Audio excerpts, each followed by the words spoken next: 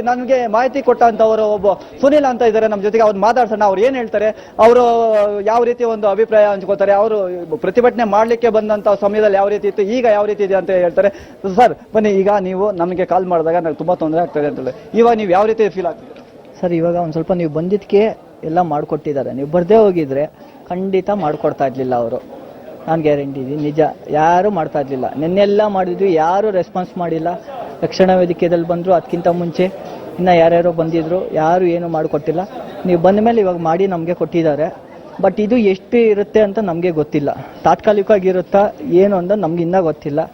But ಇವಾಗ ಏನಾಗುತ್ತೆ, ನಮಗೆ ನ್ಯಾಯ ದೊರಕಿಸ್ಕೊಡಿ ಸರ್. ಈಗ ಇನ್ನೊಂದೇನಂದ್ರೆ, ನೀವು ನನಗೆ ಹೇಳಿದಂತ ಮಾತುಗಳು, ಏನು ನಮ್ಮ ಡಿವೈಸ್ ಓಪನ್ ಮಾಡಿಲ್ಲ, ನಮಗೆ ಒಂದು ತುಂಬಾ ಕಷ್ಟ ಆಗ್ತಾ ಇದೆ ಅಂದ್ರೆ, ನೀವು ಎಷ್ಟು ದಿವಸದಿಂದ ಈ ಹೋರಾಟ ನಡೆಸಿಲ್ಲ ಅಂದ್ರೆ, ಎಷ್ಟು ದಿವಸ ನೀವು ಪ್ರತಿಭಟನೆ ಮಾಡ್ತೀರಿ ಸರ್? ಒಂದು 4-5 ದಿವಸದಿಂದ ಬರ್ತಾ ಇದೀವಿ ಸರ್. ನಾವು ಎಷ್ಟು ಜನ ಬಂದ್ ಮಾಡ್ತಿದ್ದೀವಿ ಸರ್? ಸುಮಾರು 1000 ಜನ ಮೇಲೇನೆ ಬಂದಿದ್ದೀವಿ ಸರ್. 3 ದಿವಸದಿಂದನೂ ಸೇಮ್ ಅಷ್ಟೇ ಇದೀವಿ ಸರ್.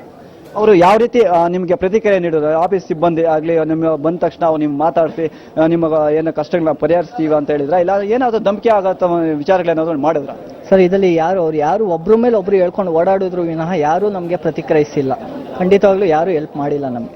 ಇವ್ರು ಕೇಳಿದ್ರೆ ಅವ್ರ ಮೇಲೆ ಹೇಳ್ತಾರೆ, ಅವ್ರು ಕೇಳಿದ್ರೆ ಇವ್ರ ಮೇಲೆ ಕೇಳ್ತಾರೆ. ಕಾಲ್ ಸೆಂಟ್ರಿಗೆ ಫೋನ್ ಮಾಡಿದ್ರೆ ಇನ್ನು ಆಫೀಸಲ್ಲಿ ಬಂದು ಮಾತಾಡಿ ಅಂತಾರೆ. ಇಲ್ಲಿ ಆಫೀಸಿಗೆ ಬಂದರೆ ಬೆಳಗ್ಗೆ ಸಾಯಂಕಾಲ ತನಕ ಇಲ್ಲೇ ಹೋಗುತ್ತೆ ಟೈಮ್ ನಮಗೆ. ಒಂದು ದಿವಸ ಇಲ್ಲ, ಒಂದು ದಿವಸಕ್ಕೆ ನಮ್ಗೆ 2000 ರೂಪಾಯಿ ಲಾಸ್ ಆದರೆ ಇವ್ರು ಕೊಡ್ತಾರಾ? ಯಾರು ಕಟ್ಕೊಡ್ತಾರೆ? ನಮ್ಗೆ ಇಲ್ಲಿ ಮನೇಲಿ ಹೆಂಡತಿ ಮಕ್ಕಳನ್ನ ಸಾಕಬೇಕು, EMI ಪೇ ಮಾಡ್ಬೇಕು ನಾವು. ಈ ಕಡೆ ಫೈನಾನ್ಸ್ ಅವ್ರದ್ದು ಕಾಟ. ಎಲ್ಲಿ ಹೋಗೋಣ ಹೇಳಿ? ಇವ್ರು ಕರೆಕ್ಟಾಗಿ ಡ್ಯೂಟಿ ಕೊಟ್ಟರೆ ಯಾರು ತಾನೇ ಮಾಡಲ್ಲ? ಇವ್ರು ಕೊಡದೇ ಇರೋಕೆ ತಾನೇ ಹಂಗೆ ಫೇಕ್ ಡ್ಯೂಟಿ ಹಾಕೊಂಡು ಎಲ್ಲ ಮಾಡ್ತಾರೆ. ಇವ್ರು ಕೊಟ್ಟಿದ್ರೆ ಯಾರು ಮಾಡೋರು? ಉದಾಹರಣೆಗೆ 9 ಡ್ಯೂಟಿ ಮಾಡ್ತೀವಿ, ಇನ್ನೊಂದು ಡ್ಯೂಟಿ ಬೇಕು. ರಾತ್ರಿ 10 ಗಂಟೆ ಆಗಿದೆ, ಇನ್ನು ಒಂದು ಅರ್ಧ ಗಂಟೆಯಿಂದ 1 ಅವರ್ ಟೈಮಿಂಗ್ಸ್ ಇದೆ. ಬೀಳಲ್ಲ, ಏನು ಮಾಡ್ಬೇಕು ನಾವು? ಹಂಗೆ ಅಲ್ಲೇ ಕೈ ಕೊಟ್ಕೊಂಡು ಅಲ್ಲೇ ಕ್ಯಾಬಲ್ಲಿ ಹಂಗೆ ಮಲ್ಕೊಂಡಿರ್ಬೇಕಾ ನಾವು?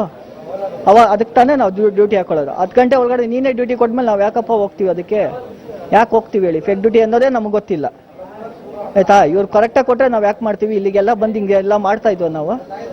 ಡ್ರೈವರ್ಗಳೆಲ್ಲ ಬಂದು ಇಲ್ಲಿ ಕೂತ್ಕೊಳ್ಳೋದು ನೆಸೆಸಿಟಿ ಇರ್ತಾಯ್ತಾ? ಹೇಳಿ ಸರ್, ನೀವೇ ಹೇಳಿ.